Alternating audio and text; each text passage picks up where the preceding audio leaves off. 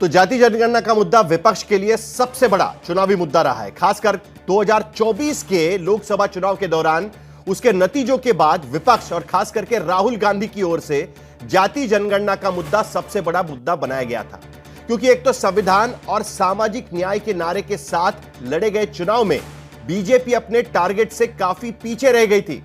ऊपर से यूपी जैसे सूबे में जाति गिनती के कार्ड ने विपक्ष को ऐसी कामयाबी दिलाई थी कि पूरे इंडिया गठबंधन के आगे राजनीति में जाति जनगणना ही सबसे बड़ा मुद्दा बन गया था। बिहार से लेकर महाराष्ट्र तक हर चुनाव, हर मंच पर राहुल गांधी और कांग्रेस के अन्य नेताओं ने जाति गिनती का मुद्दा बार बार बनाए रखा।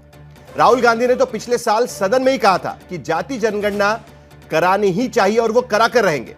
पिछले 9 अप्रैल को कांग्रेस का जो अधिवेशन हुआ उसमें राहुल गांधी ने फिर जाति गिनती और समाज के एक्सरे को लेकर क्या कहा था वो जरा एक बार सुना देते हैं आपको।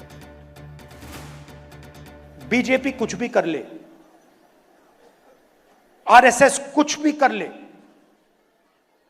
जाति जनगणना और 50% का जो रिजर्वेशन का बैरियर है, इन दोनों को हम खत्म करके देंगे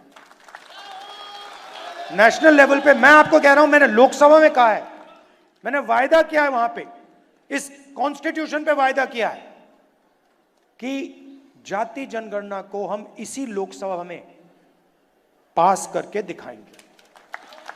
क्यों? क्योंकि हम ये जो संविधान है इसकी सोच की रक्षा करना चाहते हैं। हम देश को दिखाना चाहते हैं कि आपने किन लोगों का और कहां कहां अंगूठा काटा है।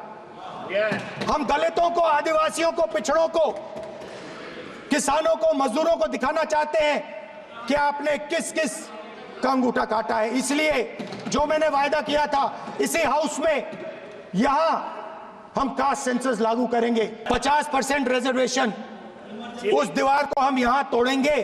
50% रिजर्वेशन की दीवार और जाति जनगणना हम यहां करा के दिखाएंगे। आपको जो कहना है कर लो, कह लो। तो 2023 से लगातार कांग्रेस पार्टी जाति जनगणना की मांग उठाते रही है, लेकिन राहुल गांधी नहीं, इंडिया गठबंधन के हर बड़े नेता और क्षेत्रीय दलों के नेताओं ने जाति जनगणना को लेकर सरकार पर लगातार दबाव बनाए रखा था। और बिहार में तेजस्वी यादव लगातार जाति जनगणना का श्रेय लेते रहे। अभी भी हमने उनका स्टेटमेंट सुना, उसमें भी वो कह रहे कि हमारी जीत है।